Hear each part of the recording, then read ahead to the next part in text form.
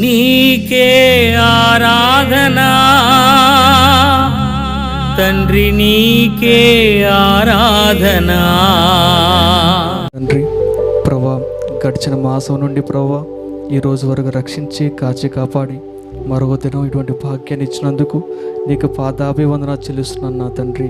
యేసయ్య ప్రభా, మరొక మాసంలో నాకు తండ్రి ప్రభా మమ్మల్ని అందరినీ ప్రభా అడుగుపెట్టే భాగ్యం ఇచ్చినందుకు నీకు వందన చెల్లిస్తున్నాను నా తండ్రి.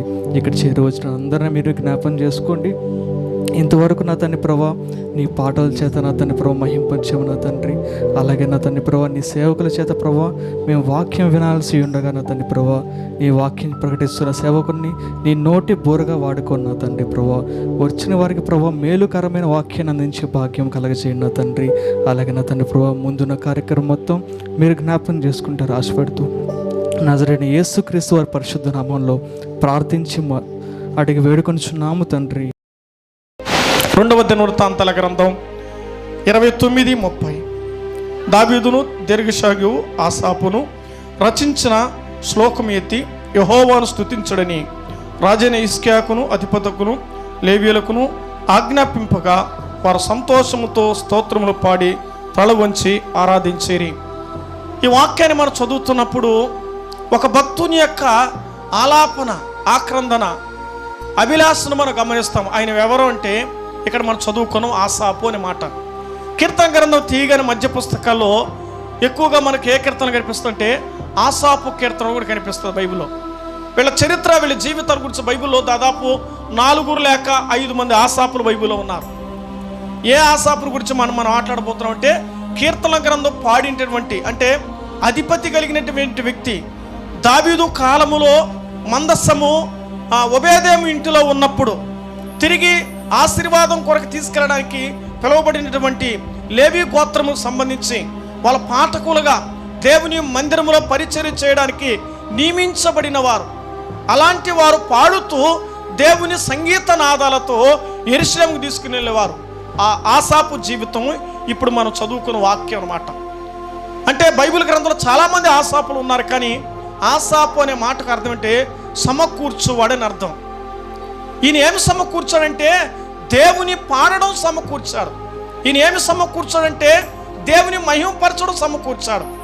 దేవుని పాడడం అన్నది, దేవుని కీర్తించడం బైబిల్ గ్రంథం ఏం చెప్పిందని మంచిదా చెడుదా? మా పాట మంచిదా చెడా? మంచిది కదా, పాట మంచిది. ఎవరు గురించి మంచిది మీరు చెప్పాలి. మనమంతా సత్యాలు తెలుసు, మనకు నోరు తెరవడానికి ప్రయత్నం చేపిస్తున్నా. మన నోరు మోగపోకూడదు. దేవుని మందిరంలో మనం ఉన్నాం కొద్ది నిమిషాలు. యెహోవాని కీర్తించుట బహు మంచిది అని బైబిల్లో రాయబడి. ఇప్పుడు ఈ పాట ఇక్కడ మనం చదివితే ఆసాపు రచించి పాడగలిగినటువంటి కీర్తనలు వారి తర్వాత వారి కుటుంబ సభ్యులు పాడారు. వాళ్ళ కుటుంబ సభ్యులు పాడారనమాట. పాడేది అందరూ పాడేమంటే అది వరం. ఏమండి, మన దైవ సేవకులు కూడా చక్కగా అనేకమైన ఆల్బమ్లోని పాటలు కూడా విన్నాను నేను. చూడండి, దేవుని యొక్క స్వరం దేవుడు మనకి ఇచ్చినప్పుడు అందరూ పాడతారు, కానీ ఆ పాట ప్రజలందరికీ చేరాలంటే ఇలాగ పాట రాస్తే పాటకు చరణం, పల్లవి, అనుపల్లవి, ఏ విధమైనటువంటి పదాలుంటే దేవుని వాక్యాన్ని కోడీకరించి రాయగలిగిన భాగ్యం రచయిత, గానం ఇలా ఇవ్వడానికి దేవుని యొక్క తలాంతులు అవి. అందరికీ వరం కాదు, అందరూ చేయగలిగింది కాదు, కానీ దేవుడు వారి వారి కృపావరాలను బట్టి దేవుడు వారికి ఇచ్చి అనుగ్రహించే గొప్ప వరం అది. మనం కూడా రాయాలనుకుంటున్నాం, మనం కూడా పాడాలనుకుంటున్నాను. అయితే దేవుని యొక్క సంకల్పం అనేది ఇలాగూ మనం చూస్తున్నాం కదండి. నీకే నా ఆరాధన కదండి. దేవుని మనం ఆరాధించడం అంటే మనం ఎంత ధన్యులు. ఒకప్పుడు లోకాన్ని ఆరాధించాం, ఒకప్పుడు లోకములు బ్రతికాము, కానీ యేసు క్రీస్తు ద్వారా మనం మరియమ్మ కూడా పాట పాడారు కదండి. దేవదూతలు పాడారు, చక్కగా ప్రభుని స్తుతిస్తూ గణపరిచే వారిగా చూస్తూ ఉన్నాం. కనుక దైవ గ్రంథములు మనం చదివినప్పుడు ఆసాపు జీవితంలో ప్రసిద్ధికి ఎక్కడానికి గల కారణం ఏంటంటే కేవలం కీర్తనే కారణం. ఆసాపు ప్రసిద్ధి చెందడానికి కారణం అంటే ప్రభుని పాడగలిగాడు. ఏం చేశాడండి? ప్రభుని ఏం చేశాడు? ఇప్పుడు మీరు చెప్పాలి, మీ మైండ్ ఎక్కడ వినాలి. ఆసాపు ప్రసిద్ధి చెందడానికి దైవ సేవకులు చెప్పినట్టుగా వృద్ధి చెందడానికి హెచ్చమా ప్లీజ్ వినండి, ఈ ప్రయాసం మీకోసం. ఒక ముక్క పట్టుకోమని. ఈరోజు ఏం రోజు? ఆదివారం రోజు. ముక్క లేకుంటే ముద్ద దిగదంట ఒకరికి. మొక్క లేకపోతే నేను దాన్ని విమర్శించి మాట్లాడలేదు. దేవుని వాక్యం ఒక మొక్క పట్టుకుని ఒక దైవ సేవకుని గురించి ఒక మొక్క తీసుకెళ్ళాలి. ఈరోజు ఏం పెట్టారంటే మంచి బిర్యానీ పెట్టారంటాడు సెలవు కుటుంబస్తులు. శరీర సంబంధమైన భోజనమే కాదు కానీ ఆత్మ సంబంధమైన వాక్యం మన గుండెలో దాచబడాలి. ఇక్కడికి వచ్చిందేమంటే ఒక కొత్త విషయం తెలుసుకెళ్ళాలి. ఆశాపు అనే మాటకు అర్థమేమి? అది కరెక్ట్ మాట, వెరీ గుడ్. సమకూర్చువాడని అర్థం. ఏమి సమకూర్చాడంటే దేవుని గానం చేయడం సమకూర్చాడు, రచించడం సమకూర్చాడు, ఆయన కూర్చి పాడు సమకూర్చాడు. కాబట్టి హెచ్చించబడ్డాడు. సెలవురాజు మా తమ్ముడు, నువ్వు నాకు అన్నని అన్నాడు అంటే ఇప్పుడు నాకు ఆయన ఏమైనట్టు? అదే తమ్ముడు. ఇప్పుడు తమ్ముడు ఎన్నో పాటకు వచ్చాడు? ఏ సంవత్సరంలోనే? ఒకే సంవత్సరంలో నెల నెల రావడం అనేది దేవుని యొక్క అచంచలమైన కృప. ఆయనలో ఉన్న గురి ఏంటంటే తెలుసా? మన బ్రతికేది కొంతకాలం, ఈ లోకం విడవలసిందే. కానీ దేవుడిచ్చిన స్వరం మన రాబోయే తరానికి, మన కుటుంబానికి మనం ఏమివ్వగలుగుతున్నాం? దేవుని సన్నిధిలో ప్రసిద్ధికి ఎక్కాలి. లోకంలో కాదు, ఆస్తులో కాదు, ఐశ్వర్యాలో కాదు. ఏం బ్రదర్ భలే సంపాదిస్తున్నాం బ్రదర్, మరి సేవ ఏమైంది బ్రదర్? అది జీరో బ్రదర్. ఎంతో మంది దేవునికి దూరమై సంపాదిస్తున్నారు. దేవునికి దగ్గర సంపాదించగలిగే జీవితం గొప్ప భాగ్యం. ఆశాపు ఆరాధించువాడు, ఆశాపు ప్రసిద్ధి చెందినవాడు, ఆశాపు సేవ చేసేవాడు. ఎవరి కోసం తెలుసా? దేవుని సేవ కొరకమ్మా. ఈ జీవితం ఇంకా ఎవరి కోసం తెలిసిన? ఈ జీవితం ఎవరి కోసం అంటే ఎవరి కోసం చెప్పండి? మీరు చెప్పండి. ఇప్పుడు ఎవరి కోసం ఈ జీవితమా? నిజంగా ఉందా? మన గుండెల మీద చేసుకున్న చెప్పగలవా? నేను ప్రభు కొరకే బ్రతకని చెప్పాలి. చాలా కష్టం. పాట ఒక ఆయన సమర్పణ చేయుము ప్రభువునకు నీ దేహము ధనము సమయమును. ఒక ఆయన పాట పాడితే నేను కూడా పాడాను. బాబు ఎవరొస్తుడా? పాట వచ్చిన పాడినావా, అనుభవంలో పాడావని అడిగాడు ఆయన. పాట వచ్చి పాడినావా? ఆ పాట రాయడం ఒక అనుభవం. వారి వ్యక్తిగతమైన భావాలు దేవుని మీద ఆధారపడి అది అనుభవిస్తూ దేవుని పాడాలి, అనుభవిస్తూ దేవుని వాక్యం ఆరగించాలి, దాన్ని అనుభవించాలి. మనం సేవ చేసే భాగ్యం దేవుడు మనకిచ్చంటే మనం బ్రతికున్న దేవుడి కోసం, మనం దేవుని కొరకు బ్రతికి ఉండాలి. ప్రతిరోజు ఒక గంట అయినా ప్రభు కొరకు బ్రతకడం నేర్చుకో. 20 రోజంతా నువ్వు 10 గంటలు కష్టపడ్డావు, ఒక గంట ప్రభుత్వం గడుపుతున్నావా? సేవ చేసే భాగ్యం నీకు ఇచ్చినప్పుడే, నడవగలిగినప్పుడే, రాగలిగినప్పుడే, వర్షం వచ్చినా వంకొచ్చినా ఏదైనా సరే, ఉద్యోగాలు మానలేదు, వ్యాపారాలు మానలేదు, మన వ్యక్తిగతాలు మారలేదు, అన్నీ చేస్తున్నా. కానీ ఇప్పుడు ప్రార్థనకి రండి సోదర సోదరి, అమ్మ రండి అమ్మ విశ్వాసం అంటే, అన్న వాన పడుతుందన్నా. ఏం పడుతుంది? వ్యాపారానికి వాన అడ్డు రాలా, ఉద్యోగాలకు వాన అడ్డు రాలా, సేవకే అడ్డు వచ్చినాయి. అసలు బతికింది ఎవరి కోసం తెలుసా? మన ప్రభు కొరకు బ్రతకాలి. కాబట్టి ఈ ఆశ ఆ రోజులో ప్రభు కొరకై సేవ చేసిన వాడుగా ఎంచబడ్డాడు. ప్రభువును గురించి పాడాడు. ఈ పాటల ద్వారా జరిగిన సంభవాలు బైబిల్లో 4 విషయాలు రాయబడింది. ఆ 4 మొక్కలు చెప్పి నేను ముగిస్తాను. నేను పాటలు ఎందుకు పాడాలి? ఏమ్మా మీరు చెప్పండి. బైబిల్ చదువుతూ ఉంటాం కదా, పాటలు ఎందుకు పాడాలి? ఈయన పాడాడు, ఎందుకు పాడాడు అంటే నాకు వచ్చిన పాడాడా? లేకపోతే ఒకటి నెంబర్ 1 దేవుని ఆరాధించడానికి పాడాలి. ఆ ఆరాధన ఎవరు కనిపించాలి? ఆయనే హెచ్చించబడి, ఆయన పదం లేకుండా ఆయన పాట రాయకూడదు. మనం యేసు యెహోవా అనే ఆ పదం, ఆయన ఆరాధించగలిగిన ఆ పదం ఇమిడి ఉండాలి. ఎందులో ఆయన ఆరాధించగలిగిన వారే ఉండాలి. పాట ఎందుకు పాడాలి? 2వ కారణం.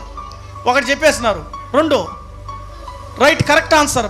ఎక్స్పీరియన్స్ ఉన్నారండి, ఫాలో అవుతున్నారు. ఇప్పుడు ట్రెండ్ ఫాలో అయినట్టుగా వాక్యాన్ని అర్థం చేసుకుని మాట్లాడగలగాలి. సంతోషము బైబిల్ గ్రంథంలో జకరియా గ్రంథం 2:8 మాట్లాడబడింది.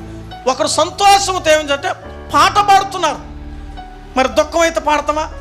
దుఃఖమైన పాడతారు, 7 పాటలు పాడతారు. అది కూడా ఉందిలే. దుఃఖంలో ఉన్నా పాడతారు, సంతోషం ఉన్నా పాడతారు. పాడుతున్న పాటకు అర్థం ఉండాలి. ఇప్పుడు మనం చూస్తూ ఉన్నాం. ఇక 3వ కారణం ఏంటంటే తెలుసా? ఒక వ్యక్తి పాట పాడడానికి 3వ కారణం. ఈరోజు మన పాటల ప్రస్తుతం రిలీజ్ క్యాసెట్ కాబట్టి నీకే నా ఆరాధన అన్నదానికి చెప్తున్నాను.